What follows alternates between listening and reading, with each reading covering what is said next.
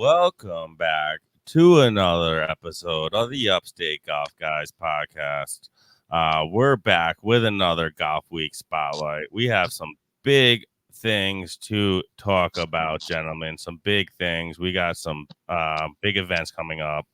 We're going to talk about Nationals, boys. But before we get into Nationals, I have to talk about something. Guys. Let me show you this picture right here, Adam. Let me show you this picture right here. Where's it at, buddy? Oh, snap. There you go. Talking to the mic. Captain Morgan. What do we see there, baby? What do we I see see there? you guys pointing at, I think, my name for the national winner. Oh, I'm sorry. No, yeah. You guys won the two-man net. Absolutely, man. At a wonderful event for an amazing cause, man. Right there, News Channel 13 put it on. It was a lot of fun, man. That course is absolutely beautiful. It really is. Yeah, it was really a good time. We got Rob Lee with us. He was right in front of us. It was really funny, Rob.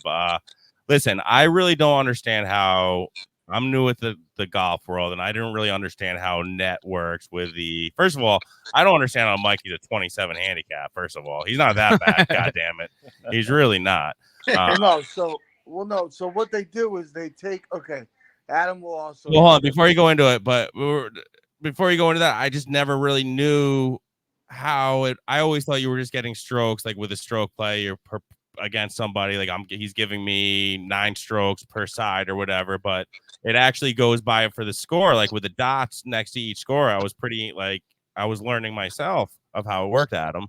And Mikey was putting out a bunch of pars and bogeys for the round, dude. He was hot, man. So those little 2 dots, man. Yeah, I mean, when I first looked at it the day before with Johnny, when we played a practice round, I looked at your guys' pairings, and I clicked the net, and I saw Mike had 14 out of 18 holes. He had 2 dots, and I'm like, oh, man. Holy crap. I said, what is going on? I said, that's a lot of strokes. But, basically in two-man net, they're just taking your handicap and, Mike's handicap, and they're just basically, your individual when it comes to your own score. They don't combine them. Right.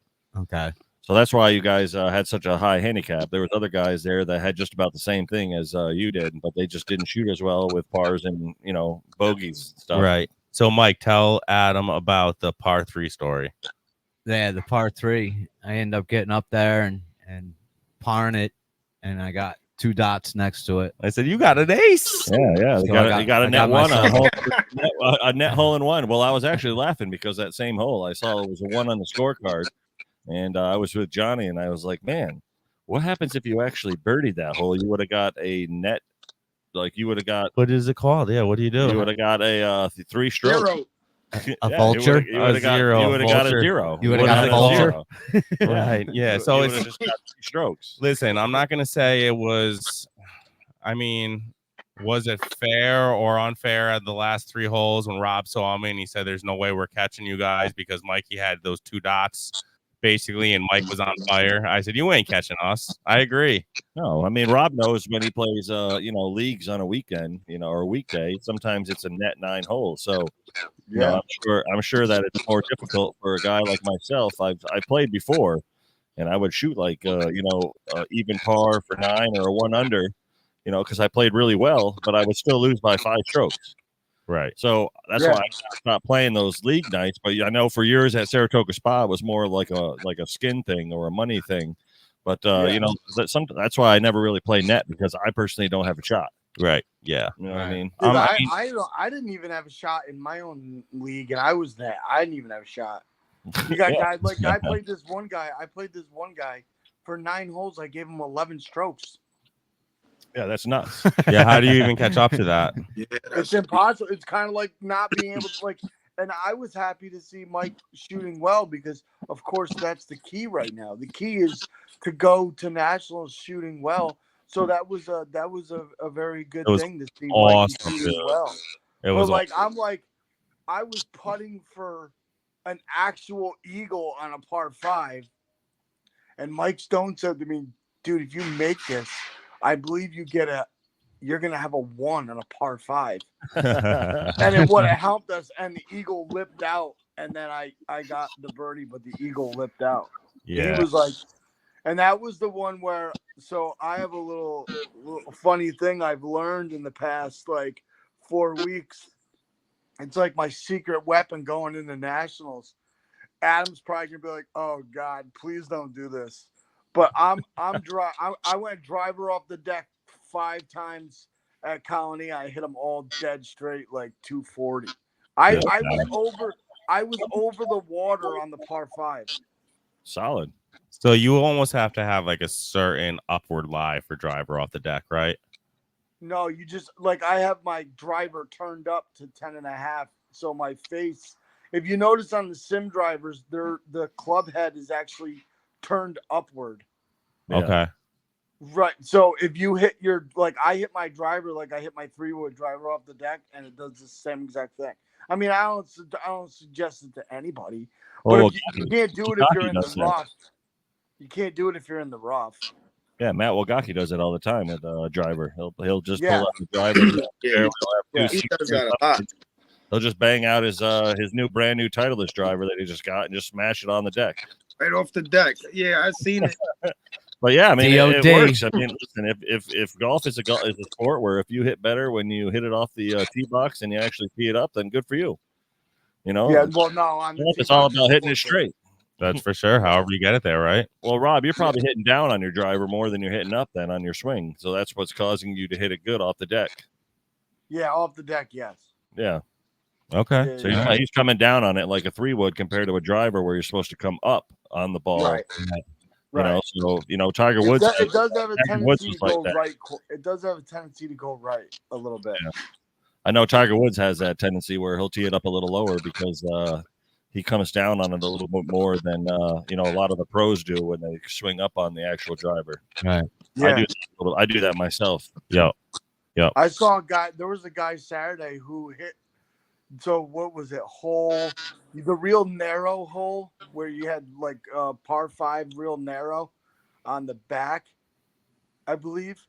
He hit a driver and it literally hit a tree like 50 feet in front of us and went all the way back to the black. Yeah. No golf gods there. That's pretty bad. Yeah, man. He was so dejected, and he's like a 12. Jeez. But yeah, listen, shout out Colonie Country Club over there for hosting the event. It was It was a really, That really country good club time. was It was in beautiful. Prime. Yeah, I mean, Adam and I were just having the discussion. He said he enjoys Albany better because of the layout. I personally enjoyed Colonie Country Club better. I played both a couple times. Well, I didn't play both a couple times. I played Albany Country Club a couple times this year. And that was my first time over at Colonie. I personally did, maybe because I think it's a little easier. Albany Country Club will beat your ass and fucking kick you out for it'll kick your Albany ass. Country Club has they're always brick greens. They're always like concrete. It's hard, man. Yeah. And it's hilly. Yeah, the only good thing about Saturday, you could hold the green. You definitely could not. You weren't getting much bump and run out of the greens on Saturday. No. But beautiful course. Thank you so much for hosting that event. I mean, we had a wonderful time. It was really great experience. But let's get on to nationals, Adam. Yeah, well, I mean, shout out to you guys for winning, but also Travis Cook. Oh yeah, thank you for reminding me. Individual gross. Well, it was actually cool this year because we had 14 guys from the actual tour that came out and played in the tour. Yep. For this event. There. Yeah, there he is, Travis. Congrats, Travis, man. But awesome. Yeah, so I know Travis has been playing this for years. Him and I played this since 2016. We've been playing this, and he finally got a win. He's actually had a couple of bad losses in playoffs, so he was happy to get that individual gross. Johnny and I, we were just donating to charity ourselves out there, but it was a rough go for Johnny and I. But we had a good time. The guys we play with, are really pleasant. We play with 2 guys in individual gross, so it was fun playing with them. Absolutely. Adam, what did Travis shoot? I couldn't see it. 74. Yeah, great score. Great score. Yeah, and there was a guy who was +3 going into his last hole and just lipped out a birdie putt. And Travis was just sitting on the patio, and he held his breath while he was putting it because you can see the hole obviously on 10. The guy who finished second finished on hole 9. So he was just sitting from the deck and watched him miss it like an 8.5 footer for birdie, and he was like took a sigh of relief because he's like, not again. This would have been his 4th playoff hole if he made that birdie.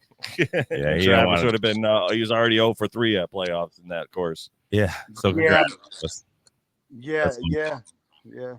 That's great, man. That's great. Let's get on to it though right now, man.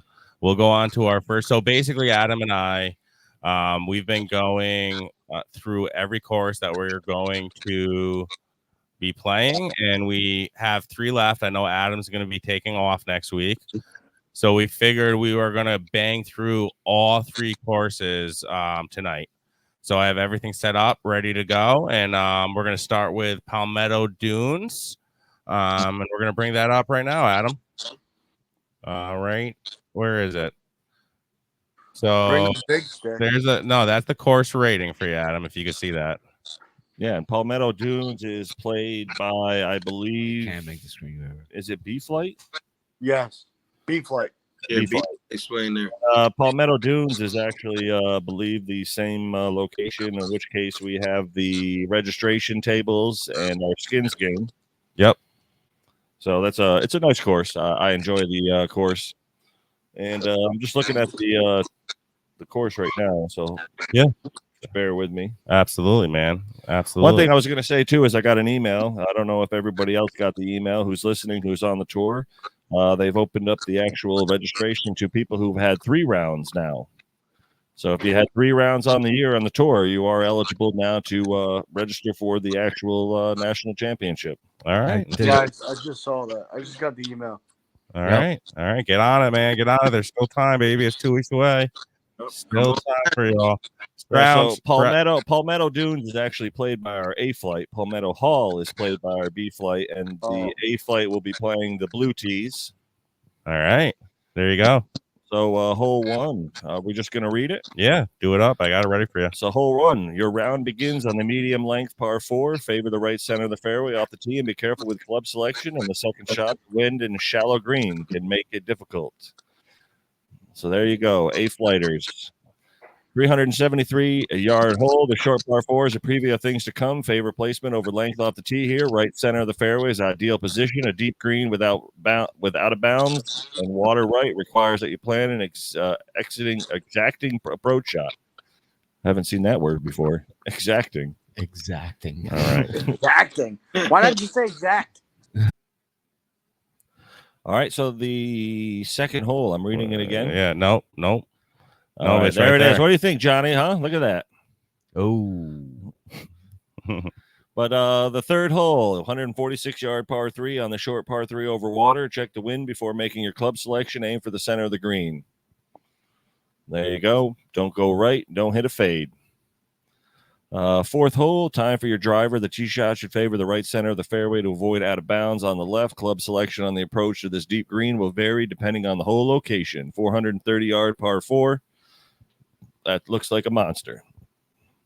That's what she said. The fifth hole, put the driver away. Aim for the 150-yard post from the tee. This fairway narrows considerably as you approach the green. The second shot plays slightly longer to an elevated green, 376-yard par 4. Ooh, more water. I was messaging Adam when I was getting set up for this course, and I said, dude, this course looks miserable, by the way, but we'll continue. It's not though. See, I keep telling you every time we do these, I said these little like diagrams of the course, look a lot worse. They look so bad compared to the real course. This is probably as wide open as a runway. Okay. But the sixth hole is a par 5. Favor the right center of the fairway off the tee. This tall grass on the left will show you anything but love.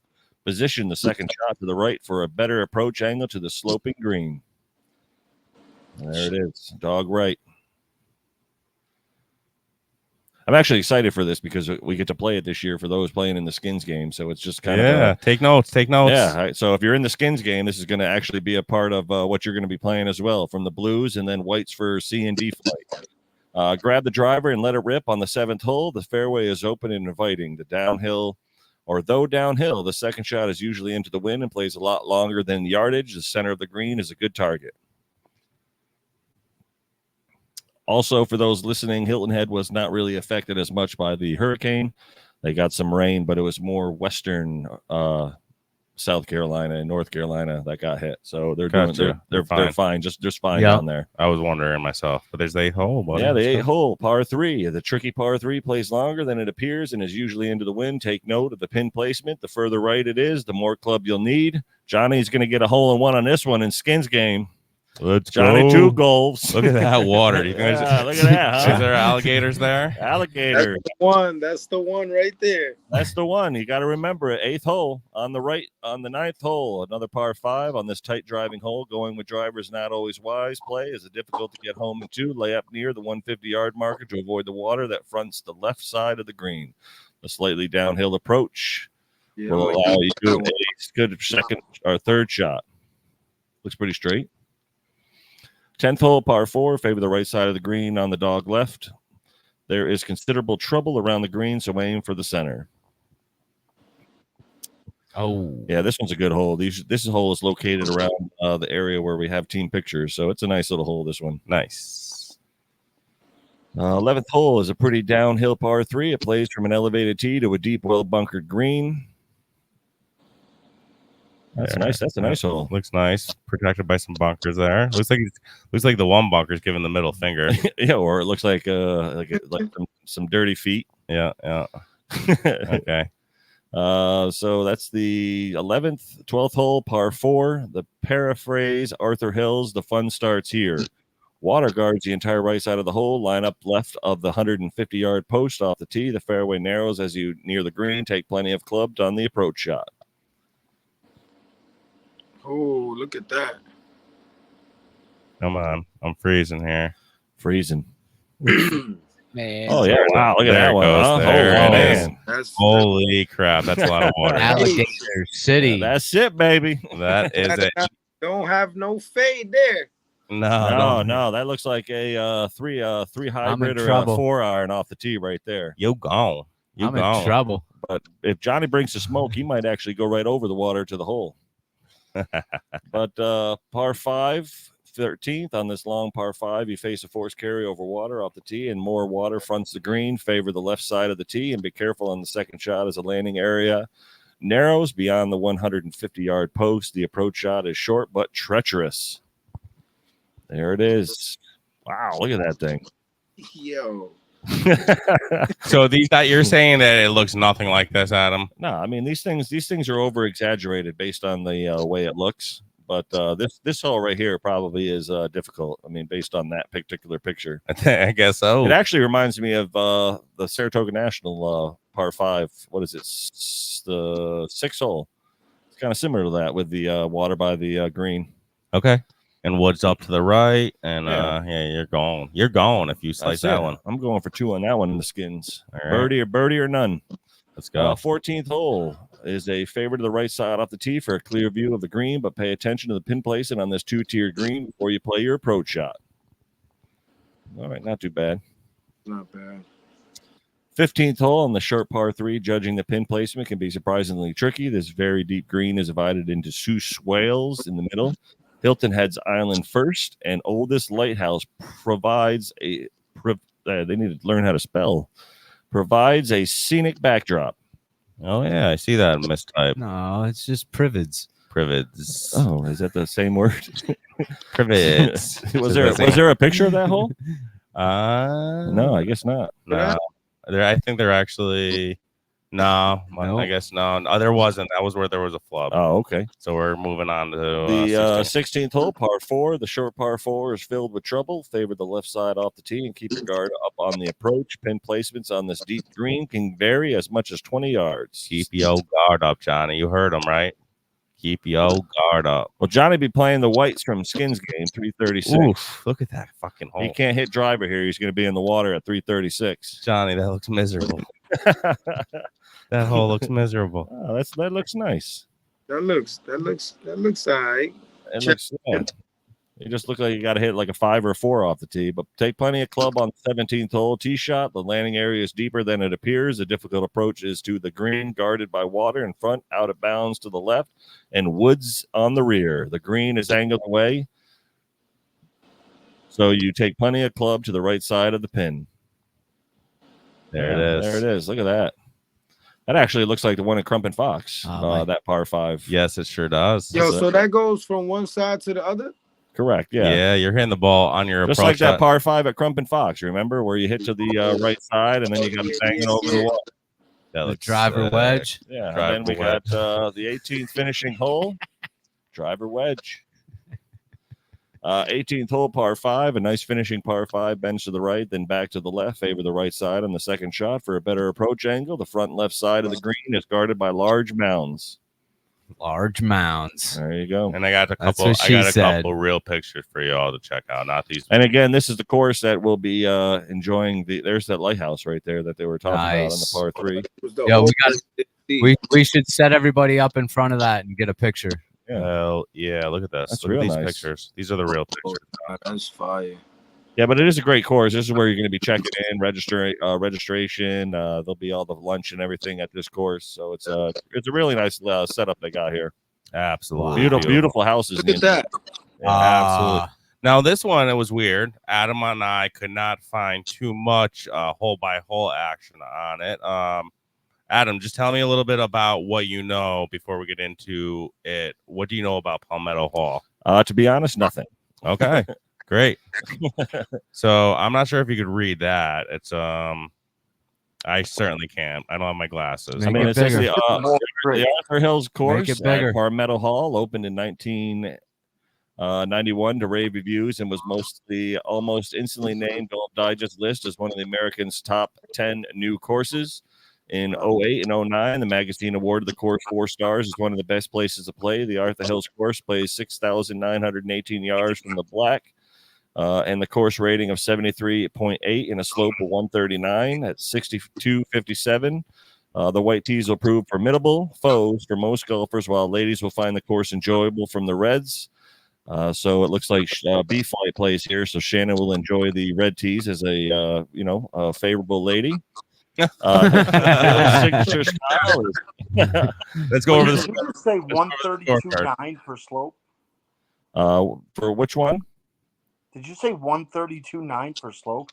No, for the back tee, 73.8 and 139, and then for the 62.57, it's 76 or 70.6 over 128. So not too bad for this one. Okay, let's go over this. Adam, we'll go over the scorecard. We at least got that for you guys. Let me just bring it up. I got a million things here. I know. Bear with me, guys.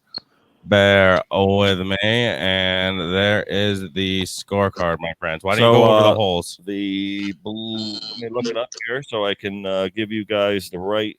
B-Flight plays this one, and they'll be playing the white tees for B-Flight, which is 6,257 yards. Hole 1. Yeah, which is actually kind of small for them, so that's interesting. Right, that's small. 62. Yeah, 62. That's You like hear- Don. You hear that all the time, don't you, Rob? maybe I'm reading it right. Small. Palmetto Hall is B-Flight. Yeah, white tees. Interesting. So hole 1, par 4 is 405 yards. You got a 371 yard par 4 for hole 2. Number 3 is 171 yards. Hole 4, 375. You got number 5, number 5, a par 5 is 461. 6th is par 3, 148. 7 is 367 yards with hole 8 at 354, and number 9, par 5, 501 yards. One thing I could say about this course is you're probably not going to have a lot of skins because of the fact that they're playing such a smaller distance. You're probably going to see an eagle. You might have an eagle on a par 5, and it might not hold. Okay. 461 yards. That's not really long for a par 5. Oh shit. Hole number 10 is a par 4, 371. 11, another par 5, 491 yards. Hole 12, 328.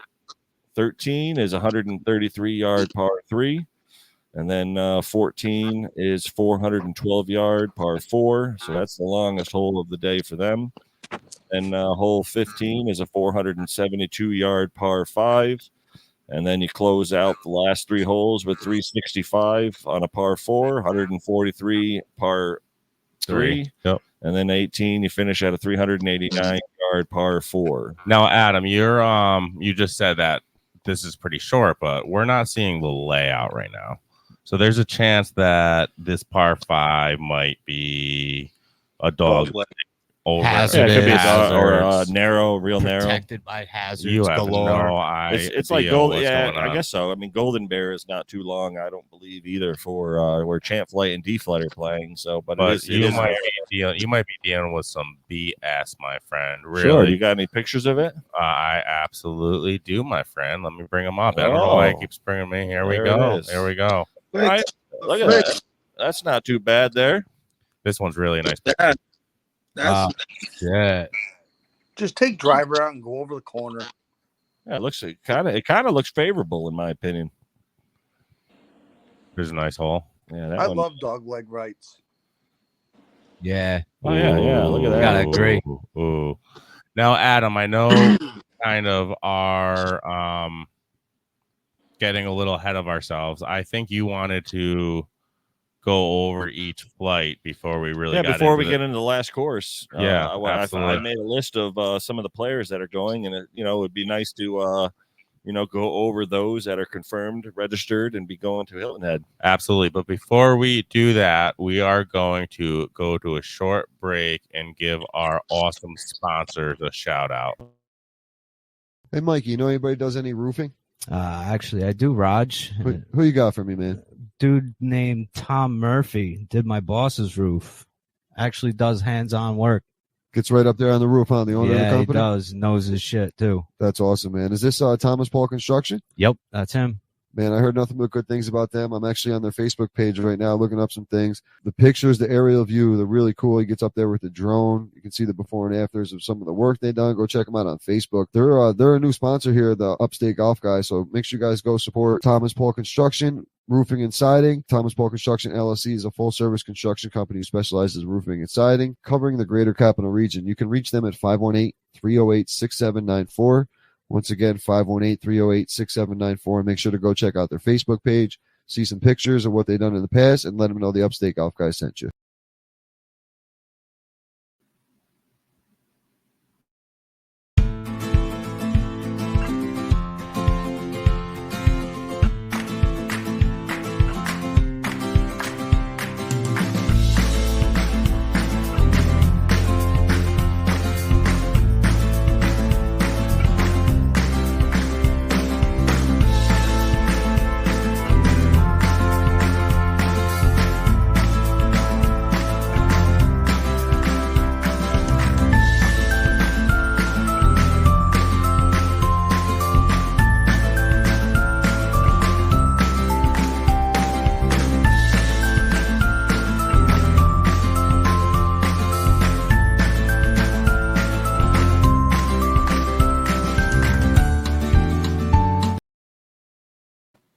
All right, we are back after that short break. Let's get into it, Adam. What do we have, buddy?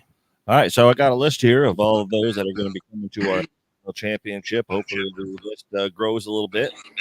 Currently, right now, they are at 21 total out of the New York Upstate region. What we're going to do is we'll just go through some of the names and talk a little bit about each one of them. But we have a few of us building already on the podcast. So the first name, and since you guys are on, I'm just going to have you guys talk about what makes you feel like you can go to nationals and compete. And first one up, we got Rob Lee from our C Flight. Oh, why? Start off with the Packers, baby. You gotta go with the Packers fan, just like myself. Let's go. I Rob. was so angry yesterday.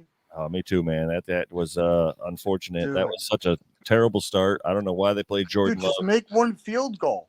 Yeah, they should. I should go in there and kick. Yeah, well, the rumor tonight was, I don't know, I know we're getting off topic for 1 second, but the guy that was in trouble from the Jaguars that was out of the league last year just got cleared of all charges, and he's allowed to re-sign with anyone. Sweet. Well, we need somebody who can kick it in the middle of the field goal. Yeah, Brian McManus. Yeah. Oh, nice. I take him. Yeah. No, I'm looking forward to going. I learned a lot last year. I think that you have to I've said this to Anthony before. I hope Anthony understands. I'm just trying to help him a little bit, but you have to be able to keep your driver in the bag. If the hole is not great for your driver, you have to be able to keep it in your bag. I know everyone wants to grip it and rip it, but especially Oyster Reef has so many dog legs. You really don't need to hit your driver that much. No. Whatever your 200 club is, boom, straight out. You got a shot into the green. Oyster Reef is kind of a tough course. It kind of reminds me of Saratoga Lake. Yeah, I played Oyster Reef the first year when I was in A-Flight, and it's pretty challenging. You got to be careful on the tee. Yeah. All right, man. I'm looking forward. Rob, listen, I'm not gonna lie. We're in the same flight. I'm gonna play like hell to beat your ass, but I am also rooting like hell for you to get in the top 10, baby. Let's fucking go. Let's fucking go. I think I looked back on it. Do you know, I just looked up. Adam knows the guy, but Adam, remember Jordan Bilal? Yeah. He signed up again. Louisiana guy, right? Yeah. Oh, he's heading to Nationals? Yeah, and I just looked up last year Nationals.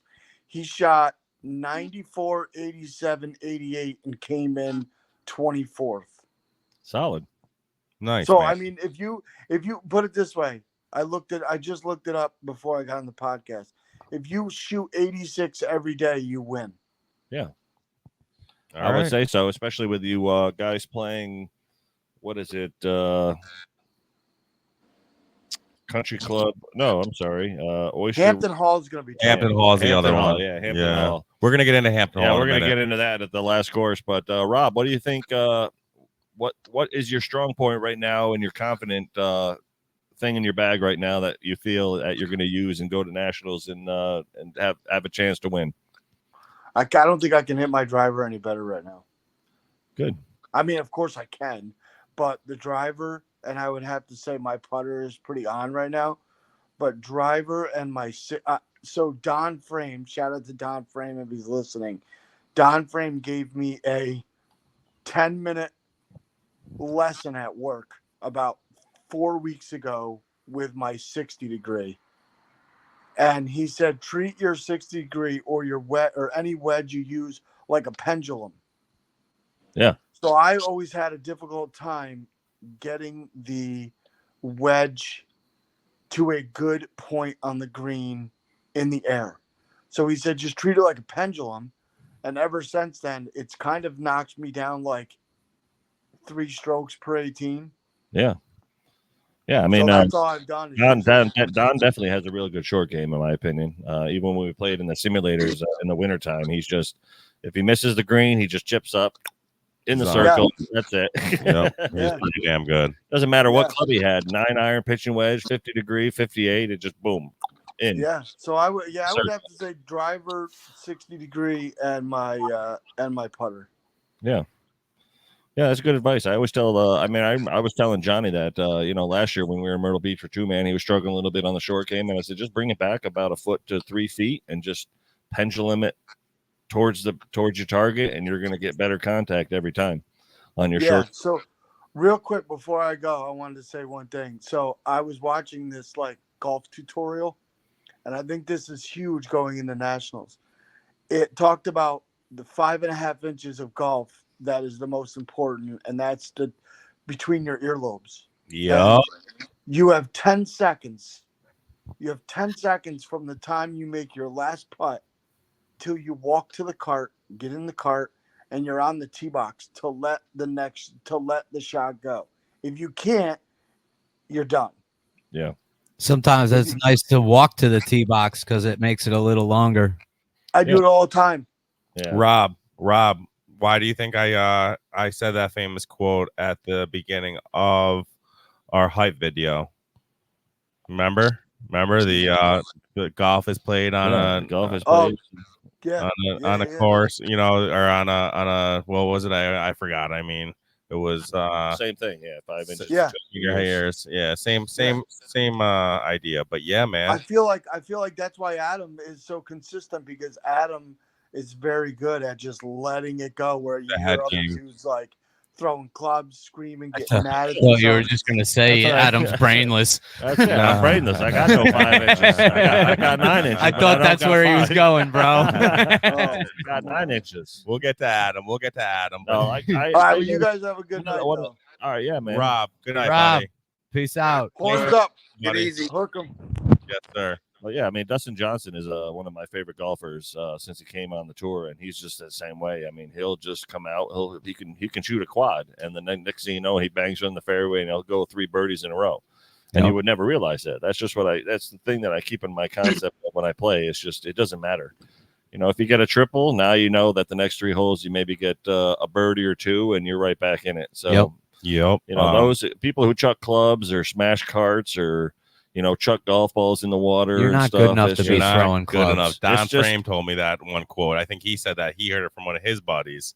Literally, I love it. I love it. None of us are good enough to be throwing our clubs and getting mad. There's none of us are good And enough. it's just disrespectful to the other people playing with you. I think I And agree. You're throwing them off because now you're on, you know, walking on eggshells because you're afraid to even talk to them because they're just losing their mind. Yep. Yeah, I've been in those So situations. if you're a club thrower listening to this, stop. Stop it. It's not a good. Stop. It's not a good look, Lose dude. the habit. So now we're gonna go to another player. Is gonna be how about you Anthony? Oh, Anthony's boy. in our C flight. Putting He's pressure on me. second year now on the tour, but what makes you feel confident enough right now going into Hilton Head that you can, you know, win or be in the top 30? Well, my mid iron game has been on point. The other day was really, really, really keeping me in the game, Mikey. I started the round on Sunday, so not the tournament, on our Sunday loop. I started the round double snowman, and we play quad bogey rules pickup. So, Mikey, and this goes back to what Rob just said about trying to forget about your bad holes. Dude, I started He was shooting. losing. He was like getting pissy. Yeah, About to throw his club. but bro, then by the 5th hole, I put a nice drive over the goalie. I parred that hole. Nice hybrid out on the 6th hole, the softball field hole. Parred that hole. But anyways, let's get back to my strong point. I was shooting darts, dude, with my mid iron game. I really was. My 7, 8 irons on point, right, Mikey? Yeah. I was, especially the back 9, dude. I was scrambling a lot. I wasn't great off the tee. Unlike Rob, he just said that he can't miss with his driver. I was certainly missing with my driver. Yeah. But I was scrambling, and my mid iron game was really keeping me around. But I might just, man, if I can't find that drive, especially at Oyster Reef, we were just speaking of, I might just go like hybrid off the tee every hole, man. Why not? Yeah, I mean, there's if you play well with a 7, 8, or a 9 iron, Yep, then Real whatever puts you in that range. I mean, one of the best advice I've ever had as a golfer was saying is that whenever you're on the tee, look for the 150-yard marker. that's what I do. That's it. So if the hole is 380 yards, all you have to do is hit something 230. Right. Yeah, so And I just hit a 9 iron or an 8 iron in for your second instead of just trying to wheel a driver. And most amateurs that are in B flight, C flight, and D flight, in my opinion, are probably a 4 out of 10 when it comes to pitch shots inside 80 yards. Yep. They're either going to chunk them or thin them. Yep. So you're better off taking a full swing because you're going to have better control than just blazing a driver and having a half swing. Yeah. Right. I mean, Adam, I wasn't even Makes sense. Sunday at the back 9. I wasn't even finding myself to being like chipping around the greens much, Mikey, because I was just putting everything center of the green from my 150 out. Everything. Yeah, I was so on point on the back 9, so I was feeling really, really good. And I feel like if I could do that, it could keep me in the game in those sea flighters because Gotta do it, bro. I just got to keep it under Yeah, control. like you guys remember hole 17 at Colonie Golf and Country Club. There's that little it's kind of a shorter par 4. Hole 17 just before the par 5 that dogs left. Yeah. That was a front pin. So we played it on Saturday. No, I'm sorry, Friday. And I hit a 2 hybrid, and Johnny remembers this because he was with me, but I had about like a weird 55 yards to a front pin, and I ended up hitting my 58 a little bit harder, and it went to the back of the green. So when I played it on Sunday, I grabbed a 4-iron because I wanted to make sure that I was about 100 to 110 yards away to have a full swing into that actual hole. So golf is about placing the ball to a full swing. Every single hole. It doesn't matter. I would always rather have a full swing. Because at the end of the round, how many times did you go to a bar at the end of the round and you shoot well and they say, well, did you hit a driver on 3? No, because they don't care what you hit off the tee. They base it off the score. So it doesn't matter. Right. If you have to hit a hybrid just to get a par, good. That's what you should do. I agree. That's what I'm learning. I'm learning game control. It's big, especially on those tougher courses, man. Keep the driver in the back. Game of golf is like chess, man. Sometimes I tell people who are struggling with the driver, I said, leave it at home for a round and see how you do. And they'll shoot better than they normally do.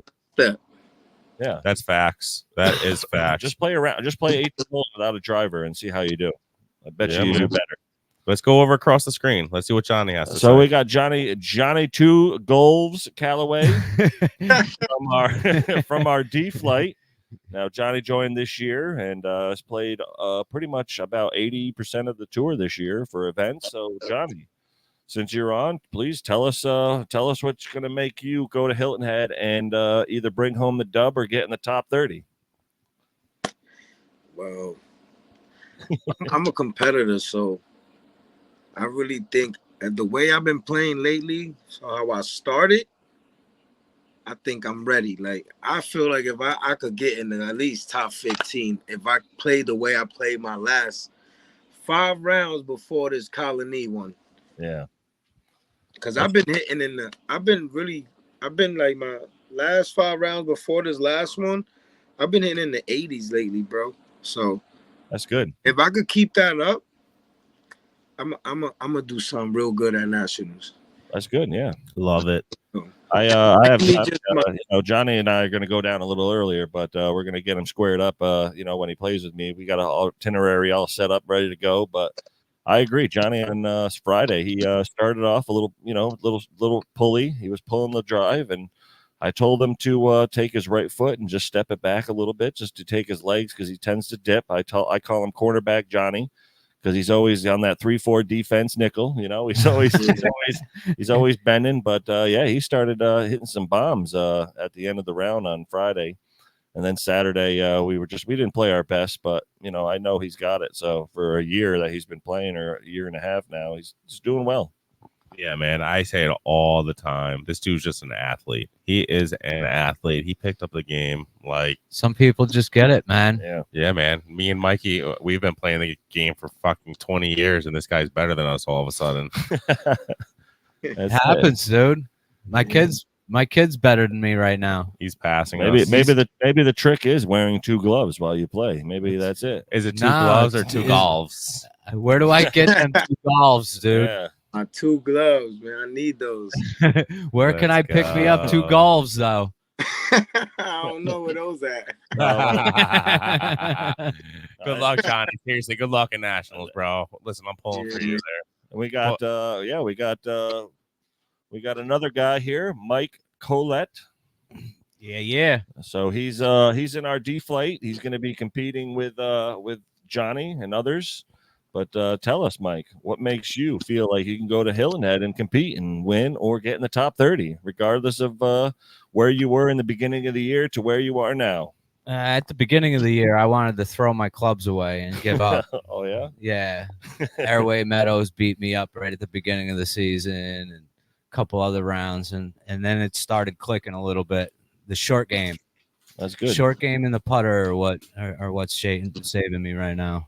Nice. And you've been playing pretty good as of late. You had a couple of good rounds. Yep. My man was draining 15 footers at the tournament the other day. Like, nice. He was like, I don't even know. I'm trying to compare him to who's a good putter now on tour. Who's one of the best? that's like my Xander Schauffele is really Xander, good. my man. He was just walking up to him. No, Mikey was keeping me in it on Saturday, and I'm telling everybody it wasn't me, man. I had a couple pars that were nice. That when he blew up, it was I was picking him up when he was down, and he certainly picked me up when I was down. So yeah. It was timely shooting for that sure. round. That's it. But I really truly believe this year we're going to have a winner. Yeah, New York, man. Upstate. I do. Yeah, man. Can we go into a couple guys that aren't on with us? What's the D flight winners usually shoot around down there? I think last year. Can you bring it up, Adam? Yeah, bring it up so I know what I gotta do. I want to see some scores. We got a number to shoot for. If you look at the actual website and you click the national champion and scroll down, it gives you all of last year. For example, take 72 times 3, which is what, 200 or 216? You're the mathematician. Yeah, bro. 216 is what the combined score is. So Champ Flight 3 under took the win. We had our A flight at 221, which was +5 for 3 days. So that is actually really solid for A flight. I give them that. So if you're in A flight, I mean, that's borderline Champ Flight players. I mean, it is only, 4.0 to 8.9. So there's some good scores. I know we'll get into some of our A flights. We got our B flight 244, which is like +20-ish. So that was a 78, a 90, and a 76 who won in B flight. That's crazy. A 90. He shot a 90 day too. Yeah, could you imagine winning a national? But how'd you shoot? A 78, a 90, and then I shot a 76. Like, what happened in day 2? He was from Nashville, Kevin Ingram. And then our C flight was from Indiana, Western Kentucky, a 91, 82, 87 for 260. So, yeah. I mean, it's doable. A 91, 82, 87. I mean, we had a few of those this year. We had, I believe, 3 D flighters that shot an 80. I threw an 82 out. Dave Sherman, and I believe Rob. Yep. Yeah. What was day 2? I had a round day 2 at Highland. Yeah. So it's possible. I came out day 2. I threw a birdie out the first hole, and I wasn't stopping, bro. You did well there. Michael Ray from North Central Florida. This was our D flight. He ended up going 88, 90, 90. That's it. Right. There you go, Johnny. That's the numbers we're shooting for, Johnny. 268. That's very, very doable. You actually see 2022, which is we won't go through them all. And that's who won it, dude. That's who won. Yeah, that's who won. Yeah. It. So go for the top 10, man. So for 2020, that's a nice we go for wins. We go for wins. Especially Johnny 2 golf. Either first or last. Johnny 2 golfs only wants the W. So 202 was. I'm coming for the dub. Well, I know that in 2022, the Champ Flight guy went nuts. It was they played an easier course, but that was 14 under, and then A Flight ended up actually going 20 over. So they went +5 to +20 from 1 year's difference. So I guess it all depends on the course too. And then 81, 79, 77 for B Flight. And then you have for D Flight, it was 88, 90, 91. So it's very similar in D Flight, 88, 90, 90. So if you go 89, 89, 89, you win. That's it. Based on the last 2 years in D Flight, Johnny. All those in D Flight. We'll get to D Flight right now. We got Adam Miller in our D Flight. Adam Miller's playing real good. He's been on the tour now with us for 3 years. He's had a couple of wins this year, which has been really good. Yeah, Adam is shooting good. Yeah, Adam Miller is definitely I'm happy he's making it this year. I know the last 2 years he wasn't able to, so it's really good to see him. If Adam's listening, you got to make sure that if it's your first one, don't get the butterflies in them stomach. Just get up, grip it, and rip it. And then we got Brian DeBell, another guy who is playing solid. I know Brian is really good off the tee. He hits a long ball.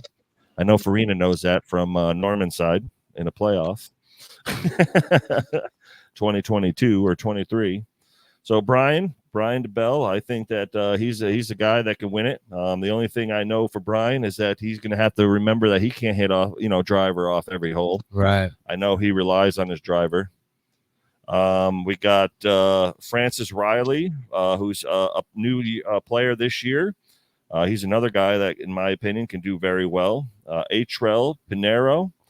Shot Atriel. I call him Atriel.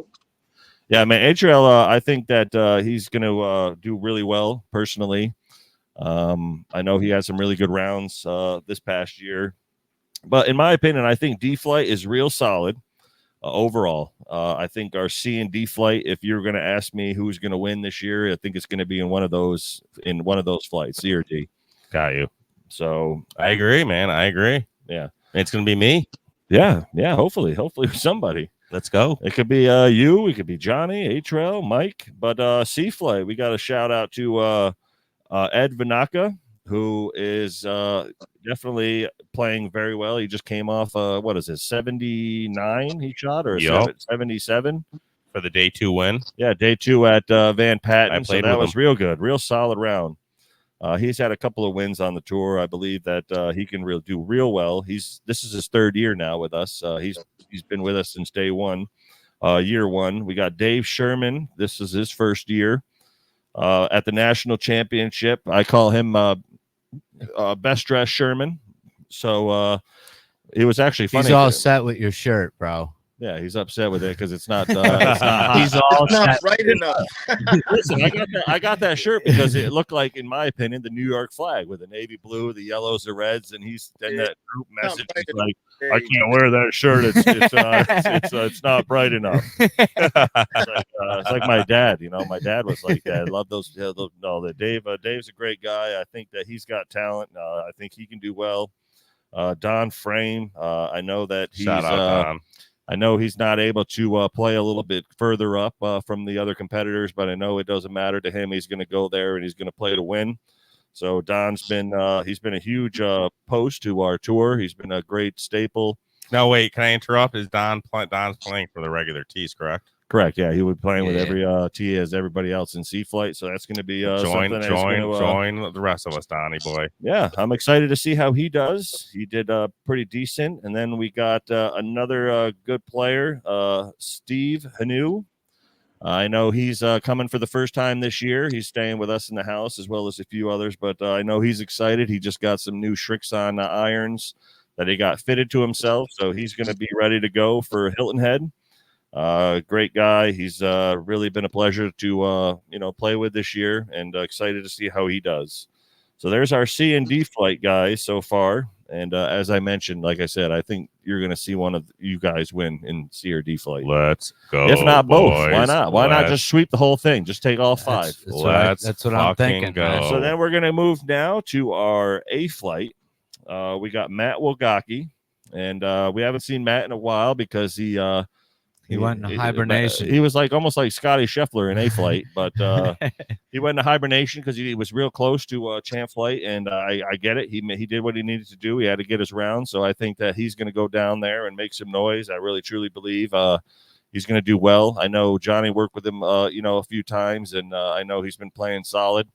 I think he shot a 1 or 2 under at Town of Colonie for 18, so he's definitely ready to go. I think he just got himself some new clubs too, some new Titleist 3-wood or some hybrids, and he's ready to roll. He's ready. And I know that's his first year. We got a lot of first years. Ready. Matt been playing mad good. Every time I played with him, he been playing lights out. The dude played 370 rounds on his VR headset this morning. It's fucking insane. I mean, if I had that thing, I wouldn't even play golf. I know you wouldn't. Johnny knows. We know. He'd be playing golf at the dinner table. That's it. I would just be meeting some new people. And then, good day, good round. So our other 2 A flighters this year, we got David Cokes. He's been playing with us earlier in the year. I know that the latter part of the year he wasn't able to make some of them, but he's a great guy. He has probably the coolest looking pants and clothes. I know at Highland Day 1, he ended up having like lobster pants, where his pants were a bunch of lobsters. So him and Sherman are definitely competing for the best dress. So shout out to David. I hope you go down there and play well. I know he's going down there a little earlier too to get some practice rounds in. So I think our A flight, especially those 3, have a solid chance. And of course, Tom Mayone. He hasn't officially been put on the list. Listen, what is he Tom, doing? He's a last minute. Tom is an aged cheddar. He just sits in the closet and gets better and better. and then all of a sudden at the Italian restaurant, they're just pulling him out and sprinkling him on the salad. He should be on with us right now, my man. Yeah, Tom. I know Tom. He went Tommy. out of his way in his busy schedule this summer with what he's doing. Shout out to Tom, but he ended up playing Van Patten just to get his 4 rounds in for the year. So I just spoke with him. He's planning to go. I believe he won that on one of those awesome raffles we were putting on, right? He did, yeah. He One won of the, that inch- he yeah, won that inch- yeah, he won the Van Patten on for $20. Yeah, he sure did. I remember that. So I know guy. Tom Mayone is planning to be there. So he'll be on our A flight. He was in champ last year, but now he's in A flight this year. So I believe one of those three guys, if not all three of them, will be right up there. I know Tom hasn't played as much as he has because he's been busy, but he'll be ready to go. I know that. And then our B flight, we have Brett Varney, who, in my opinion, is definitely one that can do well down there. I know he was in B flight to start, went to C flight because he wasn't playing that well, and then he finished his year playing really well and got back, bumped back up to B flight. So, people can sometimes they wonder why it happens, but it should be a compliment. I know in the beginning you were upset that you went to C flight, but you made the best of it. You competed. Yep. And Anthony got much better because of it, I believe. I sure did. And you practice a little bit more because you're playing with better guys. So yep. You just want to go out there and beat them. I'm shooting consistently in the 80s now. Like the other day when I started double quad, the fact I still shot an 89, I have no idea how. I'm just doing it consistently, so it definitely made me better. That's great, yeah, because you're just keeping your mindset focused on the next hole. Yep. The next one in B flight is Matt Durway, great guy. I know that he plays well. He's been at a couple events, this year, so excited to see how he does. I know he's excited. Last year he wanted to go, but he couldn't because of work. So he was able to make sure that this year he got the time to get off and head down there. So he's going to be, he's excited to play. I think he's going to do very well. And then Shannon Loveridge, who's going, this is his third year. He's been going each and every year, a staple for the national championship. Always a pleasure out there. But shout out Shannon. Shannon's playing decent right now as well. He's ready to go. He's excited. And then Gio Famia, he's going. We haven't seen him in a while, but he's been busy. But I know he's ready to go. I know that he can play very well if he keeps his his drive straight and he starts hitting some greens. I know he can do very well. Gio. I'm so excited about getting all these guys together down there. It's going to be such a good time. Yeah, like we have the mini golf. I think I think everybody's the douchebag invitational. Yeah, the douchebag invitational. Yeah, you gotta bring your own putter. I'm smoking all y'all. Tell me more about it. Tell me more about that Friday night. So what are we gonna do on that invitation? So basically, Friday night we're gonna do a mini golf at the Adventure, whatever it's called, Adventure Cove, 36 holes of mini golf. I believe that almost everybody, and including some spouses, are gonna be joining us. And we're just gonna have a good time. 2-man, $20 a team, winner take all. Let's go. And how you picking the teams? How the teams get picked? It's probably going to be all just random because putting is no matter who you are. There's no advantage or disadvantage in putting. So we're just going to randomly draw teams. I like it. I like it. If you do bring your spouse, you have to play with them. Right. There you go. So I actually brought my wife to the mall yesterday. Practice. And we went to Dick's in Crossgate and she was excited. And she was excited. We did. I ended up doing something nice for her. I upgraded her wedding ring. I got her a new ring, so she's real pumped about that. That's how you got her onto the putting. So we went to Dick's Sporting Goods, I brought her to the putting area, and I said, "Listen, you got to take some putts." And she's like, "What do you mean?" I said, "You're on my team at mini golf for the douchebag invitational, and I ain't losing." So she'll be going. She'll be ready to roll. But it'll be a lot of fun. And then Saturday, I'm looking to see about reserving a big table at one of the restaurants called Poseidon. Real nice place. We were there year one. Real nice food. So whoever wants to get together and Saturday night have like a meal together and just all come together as a group and enjoy ourselves. Because I know Saturday we do pictures. So right after pictures, maybe everybody goes home and showers if they do. I don't know if some of these guys shower, but I'm not showering all week, man. Good luck. Yeah, I hope you do. Don't come to the Poseidon restaurant then if you don't shower. That's gonna suck. You can stay home. You paid for the room. You paid for the room, and you're gonna be sleeping outside of it. Yeah. But yeah, we're gonna have a lot of fun there. Going on our list, we got our champ flight, which is Kevin Dumasic. who first time this year. He's going to nationals and real, good solid player. I think he can do well. And then some guy named Adam Cahill. I don't know him. I don't know. Yeah, that guy. So he's our Champ Flight guy as well, myself. So I'm really excited. I know Champ Flight is going to be difficult. I feel myself, if how I'm going to potentially compete at nationals, is I know that for overall right now, I feel good with my driver. Ever since I got that smoke. Callaway smoke, baby. I mean, Johnny remembers in the beginning of the year, when I played, I had the Stealth 2, and I wasn't hitting as good as till I played. I smoked his on Freer Park's 18th hole, and it was I think 8 days later, I had it in my bag. But I've been hitting that really well. I've been hitting my 2 hybrids a lot because I know down there I'm going to be probably not using driver a lot. But right now, my big focus is putting. So I truly believe that I can compete if I can just have the confidence again with my putter. Now, you won't hurt my feelings, Adam. You will not hurt my feelings. But right now, what putter do you have in hand? I have whatever putter gets the ball in the hole. All right. You bringing a couple Lombardis down there with you? Yeah, I have the lab putter DF3 right now because I've always wanted it for before I knew of Lombardi, and I just finally pulled the trigger and I putted pretty well with it over the weekend. But I'm going to still bring the I'm going to bring the diamond. I'm going to bring the diamond with me and see how it rolls on the Bermuda. Yep. And then I'm going to I gave the gold putter to Johnny as a gift to him because Johnny. Yeah, I'm more of a mallet guy, so I'm gonna have the diamond in the lab. So I'm ready to see how it rolls. But all right, listen, it doesn't matter what I use. Whatever gets the ball in the hole. Let's give my man some love right now. And let's take a short intermission and we'll give my man some love. What do you say? All right, let's do it. Find your perfect putter and join the Lombardi family. Whether you have lead hands, the face on the TC PL22 takes the speed off the ball at impact. Or are you the type that leave putt short? You can try the PC308. It has the weight you need to make it to the hole. You will find that Lombardi has something special for everyone's particular putting stroke. The 1985 is not only the most affordable club, but is the most beautiful. With a sharp red zinc alloy head and a steepless shaft. The Nassau 66 is one of the best-selling mallets on the market.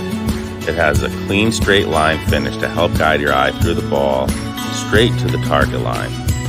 The head with a clean black mallet finish and a 60-gram mate shaft and a Lombardi 3.0 crown grip. You want a custom logo? Lee over at Wedge FX has you covered. But if you want to spend a little more money and make some magic happen, try out the new Diamond Mallet Putter. It's an absolute gem. This is a one-of-a-kind design and is available in the Lombardi Custom Shop. This head is made from a futuristic, top-secret metal. It has the center shaft which prevents pushes and pulls, and it is by far the most forgiving putter in the Lombardi Custom family.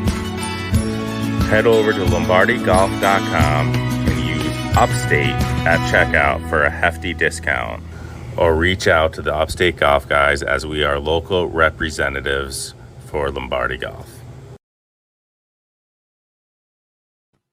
Well, there you have it, man. You recognized a couple of our tour guys in that commercial, didn't you? Yeah, I saw that. Yeah, Kevin Dumas draining putts with that diamond putter, and Shannon draining putts with that diamond putter. They loved it, buddy. They loved it. Yeah. It's awesome. No, they're solid. They're solid. They got a lot of different varieties, which I like. Yeah. You know, whether you're somebody who plays all the time, or if you're just starting to learn. I know Johnny did very well with the 85. Yeah, red one. Yeah, he loves it. Yeah, it's only $100, man. It literally is $100 brand new. You can't. You can't beat the price if you're looking for something in your bag. I mean, I know that there's different feels. I know some people prefer like a feel, in which case it's. Like Odyssey has a little rubber thing in the front that makes it quiet. Some of them paint. Right. Yeah. You know, I was always the type of guy who was more of the quiet feel towards the putter. That's why I kind of like the lab. Yep. But I still like the diamond because it's the same thing. It doesn't really ting off the face. So yeah. It's it's a good brand. It's a good putter. I love them. I love what Uncle. I Paulie's still think doing. that Lombardi, if you're Uncle Paul, if you're listening, I still think if you want to sell a lot of them diamonds, you got to sell more than just blue and black. You got I told him. I already told Every him. color under the sun, dude. I tell Paulie how it is, man. I don't hold red, back with green, Uncle purple, Paulie. pink. A red one will look so fire. Listen, Uncle Paulie, Johnny says he'll buy one if you make it red. You heard that, Uncle Paulie. You heard that. All right, you want to go into this last and final course, Adam? Yeah, so one thing I just wanted to make mention again for anyone listening, if you're still on the fence, you remember it's 3 rounds now on the year to go to nationals. There's still plenty of room. You got plenty of time to sign up. You can reach out to one of us if you need assistance with getting there or lodging. And also for those playing, just a reminder that it's going to be, if you're going to get in skins, you want to make sure you bring $60 in cash on day 1. So you can, when you check in for your round 1, you just give them the full 60 right up front for your skins. Yep. Because some people don't remember that on day 1. I have a text last year. Somebody saying, I didn't know I had to bring 60. You got that, Johnny? You heard that? Yeah, because you're going to take all that money when That's you win, it. my man. Johnny's not even going to bring money. He's like, sir, you're going to get in skins. I don't need them. I don't need you'll just money. pay me 60 less tomorrow. I'm bringing the smoke. Let's go. Let's go. All Need a right, man. Well, I made this little video for the course I'll be playing, man. Sea Flighters. Let's go. Let's go.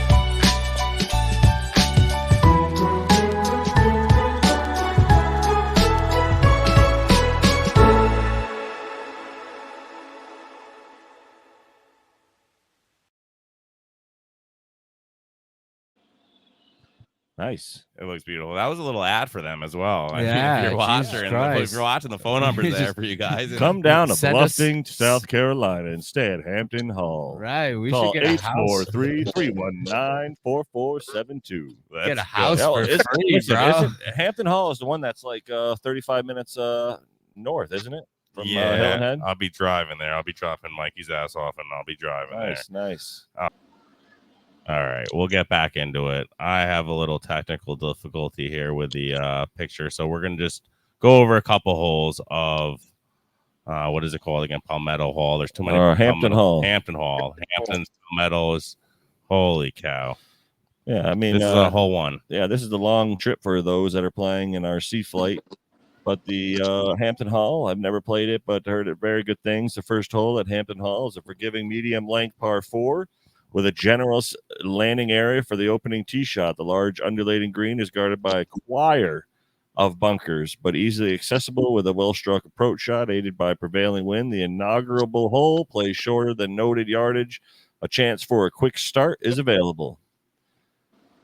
So that's hole 1. They say it's a choir, so does that mean they sing to you when you're in the bunker?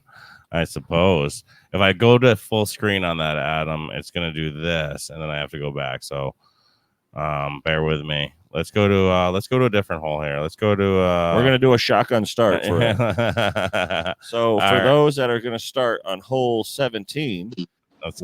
With an elevated green, deep bunkers and wetlands, hole 17, par 3, is not a feint for the faint of heart. Precise tee shot is required to avoid imminent trouble that surrounds this long and looming par 3. Natural wetlands and laborious bunkers guard the very narrow elevated green, making tee shot one of the toughest on the entire golf course. Leaving this hole with a par will be a breath of relief. Take par, thank the golf gods, and leave quietly. All right. Listen, these guys have the descriptions on point here. They really do, man. Choir of bunkers, and just thank the golf gods. And I should be paying attention because this is my flight, but instead I'm trying to man this. Listen, you're gonna be listening to the choirs in the bunker. Yes. Don't What worry. about those guys starting on hole 11? Let's see, hole 11, which might be where you start. Okay. Let's see if I'm right. I'm going to say you're going to start on hole 11 or 13. That's going to be my over/under. Let's put the bets in Vegas. Lock it in. Hole 11 is a 542-yard par 5. A strategic tee shot should be played to the left side of the fairway and short of the hazard that intersects this medium length par 5. A second shot played to the right side of the fairway will provide a golfer with the best angle to which the attack this multi-tiered green that is protected by menacing bunkers. So you go from the nice choir to the menacing. And then the trajectory is mandatory if the player's ball is all right. I guess that's it. He gone. I guess that's it. She gone. Hole 11's gone. So He now gone. we're on hole 12. It's imperative, Farina, that the player's tee shot finds the fairway if regulation figures to be obtained on this longish. So it's not sure. It's kind of like in the closet. It's in the closet. It doesn't know what it is. It's longish. So it's longish. The slight right to left or left to right dog left is guarded by the left of cluster bunkers with deep grass, depression, and natural wetlands defend the entire right side of the fairway. The hole may appear subliminally easier than it plays, but don't fall prey to its passive appearance. Good a Lord. Well-judged, what is this, like Mufasa coming after you? A well-judged approach shot is required to find a tabletop green. Misplayed shots to the left side will foul. It's a penalizing chasm, making recovery. Oh my gosh, these guys are on point here. Making a recovery shots difficult par should be appreciated on this hole. I'm going to tell these guys they need to write my obituary. Every hole so far has been a different named bunker. Holy cow! I love it, man. I'm excited to play this course. Actually, dude, this course is actually, it looks like it's like respectable too, because they actually take care in writing their description of the hole. So this just goes to show. And then hole 16 is a menacing 383-yard. No, this is for the 16 player, 16 holders. Okay. So this is where Rob Lee's going to start. This underrated par 4 challenge, challenges even the expert players. You don't have to worry about that, guys. Expert players, just kidding. Presenting a fairly wide and receptive fairway, this hole still provides an unyielding test to a golfer. A long and accurate tee shot must avoid a large and annoying bunker. Now we have a choir, annoying to the left, and punishing rough in the wetlands to the right. Have it any chance of reaching the green? And 2, a long or mid iron must be struck with a precision to reach this clustered green. 2 very deep and gathering bunkers swallow misdirected shots and struggle hopelessly to the right. If it reached in regulation, this fair green could be conquered from time to time, but don't count on it. Take par and run. You better run, especially from the Gators. Dude, man, these guys are solid. They're on point. You gotta tell them when you go there. Like whoever did your descriptions was like your writings. It's solid. How about the par 3 over So here? hole 7, where hole 7 is a par 3, 160 yards from the whites where C will be playing.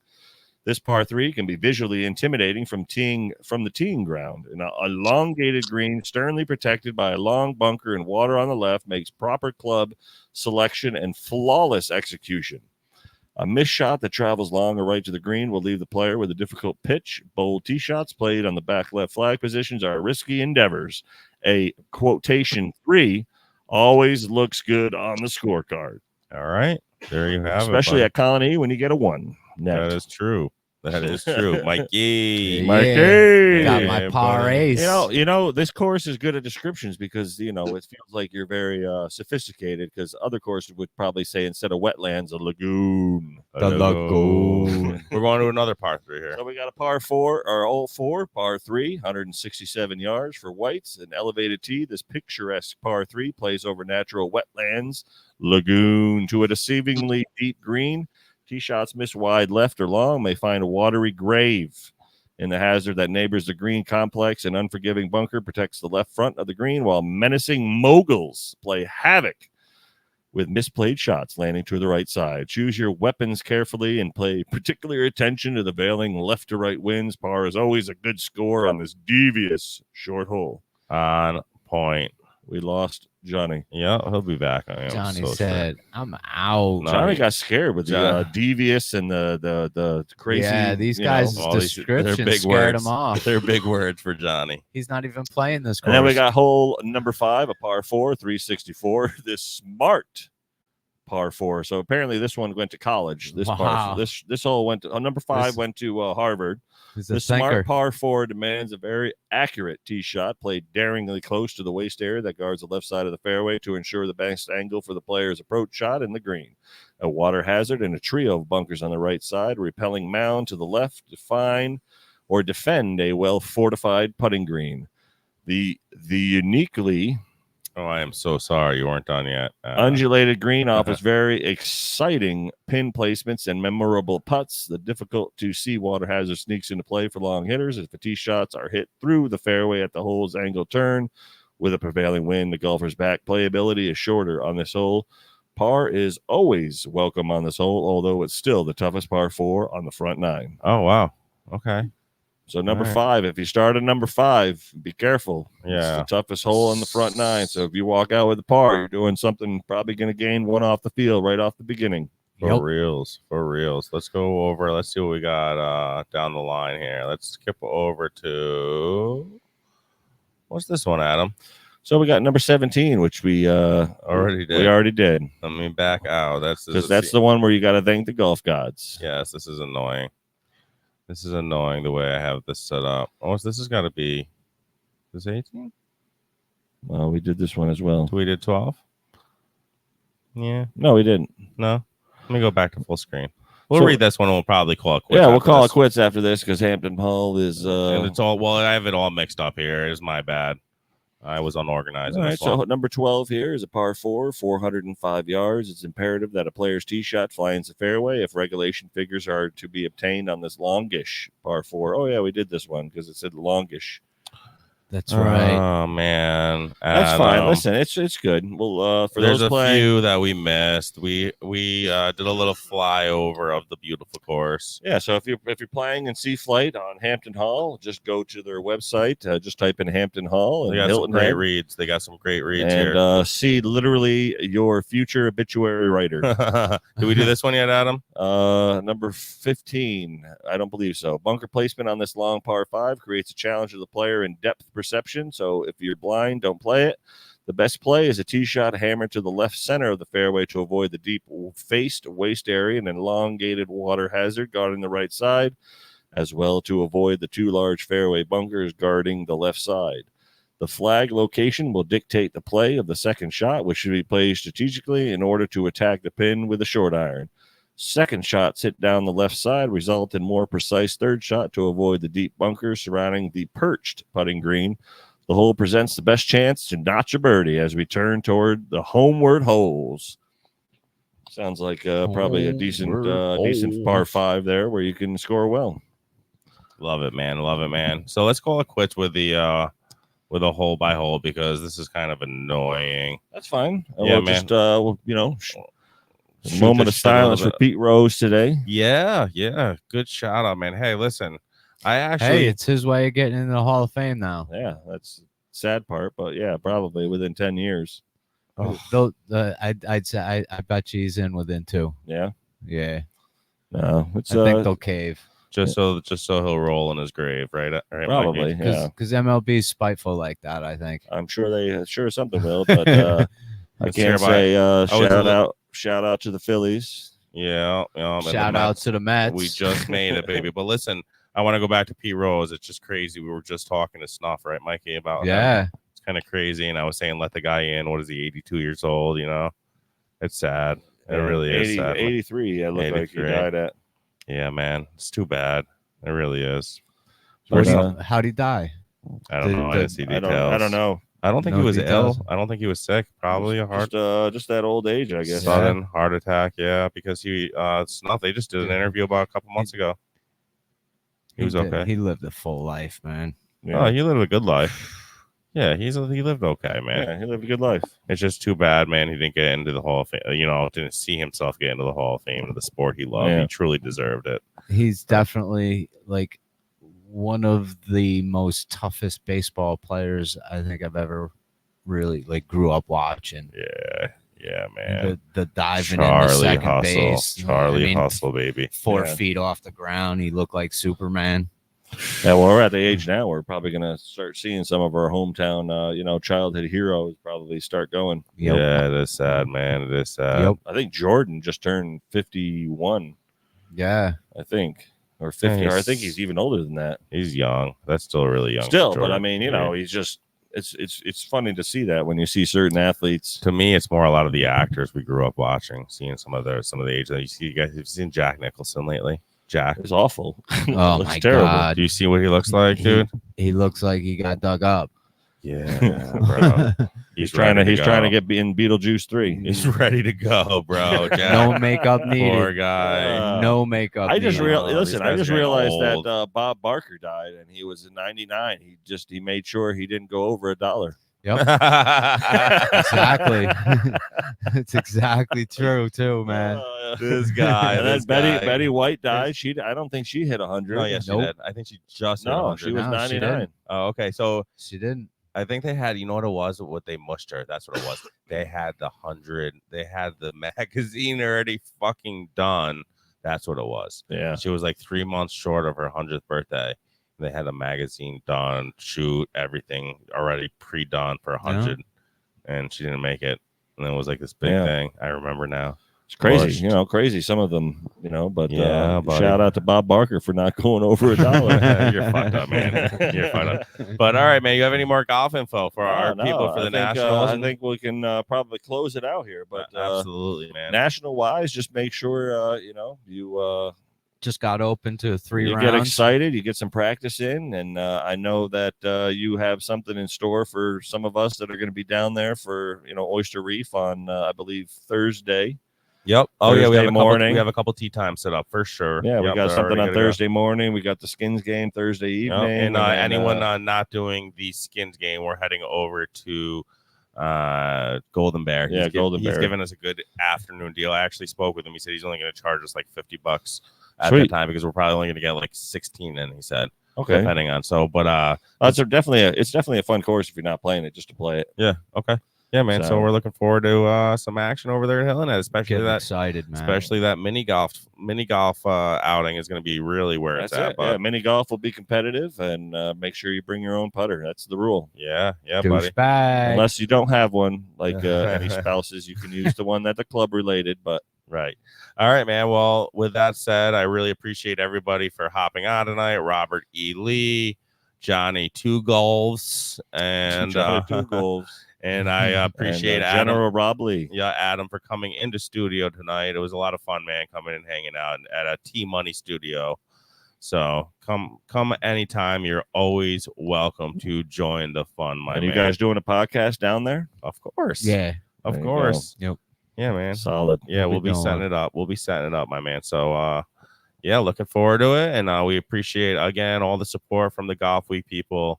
I couldn't thank you guys all enough. Throughout this year, doing big things. We're going to continue to do big things.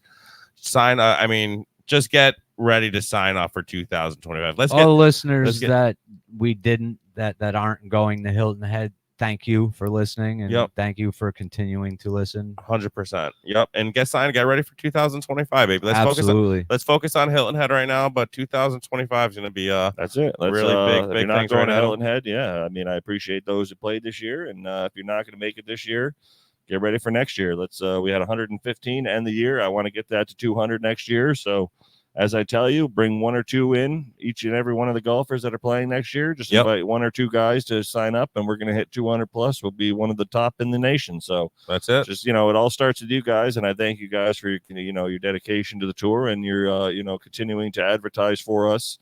Because I truly believe in the next 1 to 3 years we're going to be slammed with members and getting some big things going for us. Closing down starting courses next year, just for us.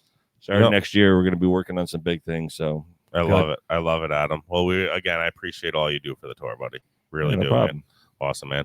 All right, everybody. Well, thank you for tuning in to another episode of the Upstate Golf Guys podcast.